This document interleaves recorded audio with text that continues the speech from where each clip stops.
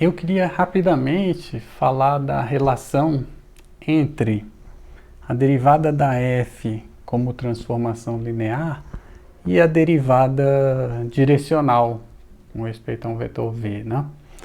Então, a gente viu que quando você consegue fazer essa aproximação com uma transformação linear, essa transformação a gente chamou de derivada da função f no ponto A, é essa transformação linear, e aí você pode escrever a f dessa maneira, onde essa ρ satisfaz aquela propriedade de ir para zero mais rápido que o vetor tv vai para zero, certo? Por outro lado, a gente viu que quando você tem a derivada direcional, é quando você consegue escrever o f de tv, aqui podia ser qualquer vetor, eu coloquei o vetor tv. Aqui não, aqui tem que ser o vetor tv, né? Quando eu coloco o vetor tv aqui, ele fica nessa forma, certo?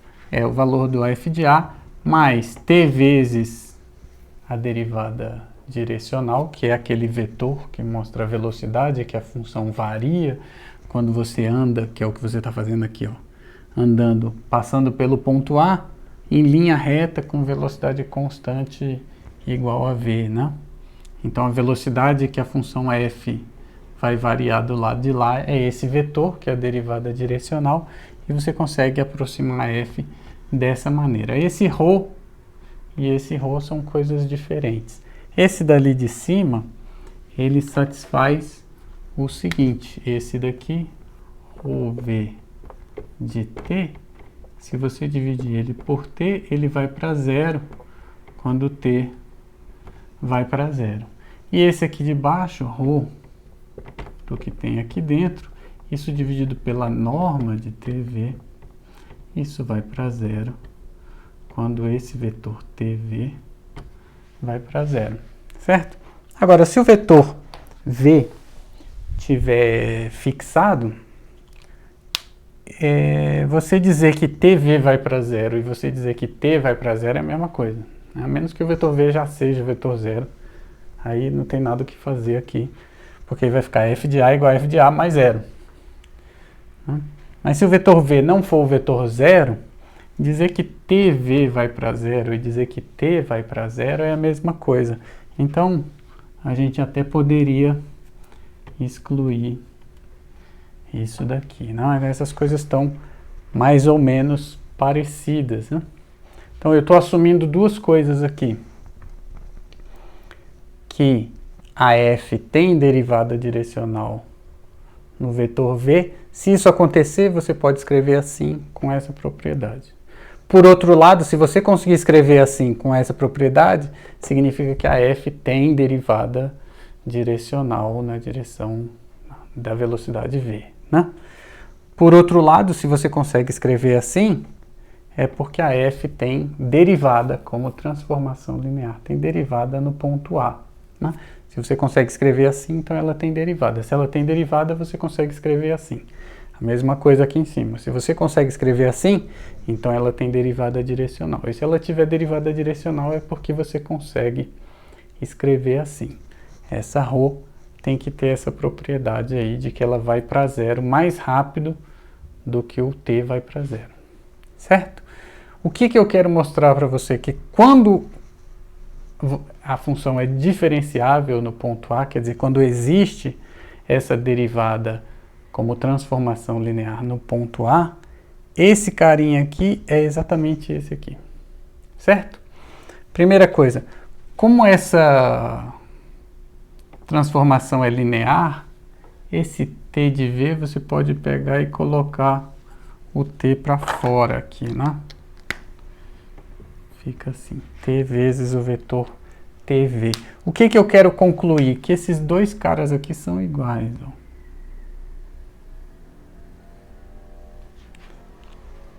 Que os dois representam a mesma coisa. Quanto que a função varia linearmente, quando você se desloca do ponto A, se desloca um tanto v.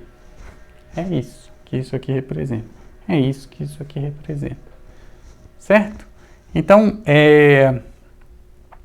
para você constatar que, de fato, esse vetor aqui é a derivada de f na direção do vetor v no ponto A, o que você tem que ver é se esse resto aqui satisfaz, eu não vou nem botar em laranja não, senão você quer que esse carinha aqui satisfaça essa condição aqui, ó.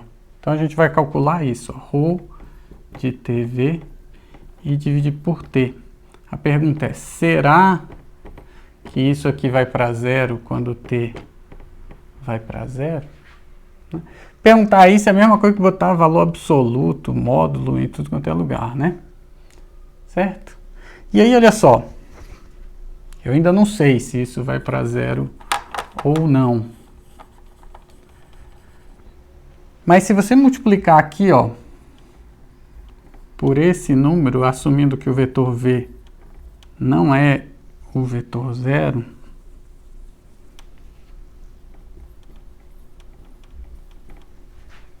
certo? Esse carinha aqui agora é esse. Então, esse quociente aqui você sabe que vai para zero quando t vai para zero. Agora, se isso daqui não é zero, significa isso aqui não só não é zero, como isso daqui, aí você verifica, mas isso daqui é exatamente 1 dividido pela norma do vetor v, né?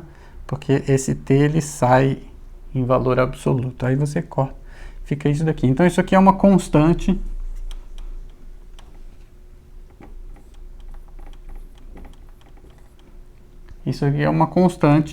e esse produto vai para zero. Esse daqui é exatamente esse produto aqui, certo? Na verdade, a gente podia ter só botado o t para fora e tirado o módulo de v, né? Ficava melhor ainda. Então, isso é exatamente isso. Isso aqui vai para zero, então esse produto vai para zero. Só que esse carinha aqui não é zero. Então, esse aqui vai para zero. Ou seja, esse resto aqui satisfaz a mesma coisa que aquele resto lá de cima, que esse quociente vai para zero. Esse quociente vai para zero quando t vai para zero. E o que significa isso? Quando você tem esse lado de cá satisfazendo isso, e o lado de cá você escreveu assim, t vezes um vetor, significa que esse vetor é exatamente a derivada direcional.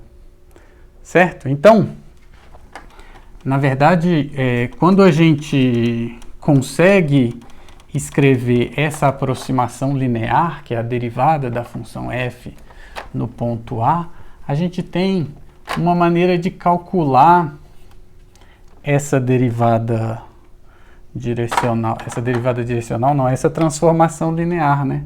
Essa transformação linear, ela tem exatamente essa cara aqui, ó. Ela pega um vetor v e leva na derivada direcional da função f no ponto A, na direção do vetor v. Essa é a derivada.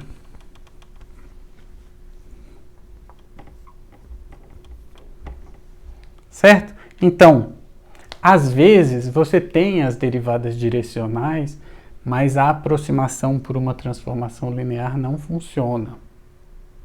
Pode acontecer. Não é porque você tem as derivadas direcionais que a função é diferenciável. Agora, quando a função é diferenciável, ou seja, quando existe essa transformação linear, aquele resto da transformação linear vai satisfazer isso aqui também. Então, no final das contas, o que você tem é que o t de v, que é essa transformação aplicada em v, é exatamente a derivada direcional. Por quê? Porque o resto daqui também satisfaz, né, é uma expressão muito mais forte, né? Ele também satisfaz essa coisa ali de cima, certo? Então, a conclusão é que, no final das contas, você pode enxergar a derivada como uma função que pega um vetor v e calcula a derivada direcional, certo?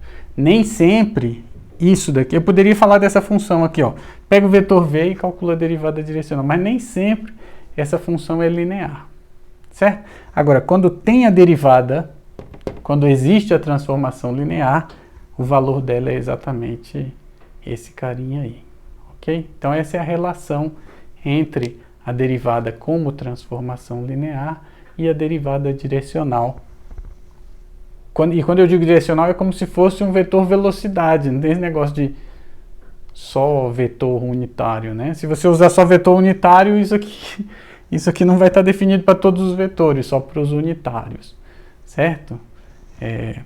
Mas quando a gente usa essa definição de derivada direcional, mas pensando não só na direção, mas na velocidade, vai dar exatamente a derivada como transformação linear, quando ela existe, certo? Essa é a relação que eu queria fazer.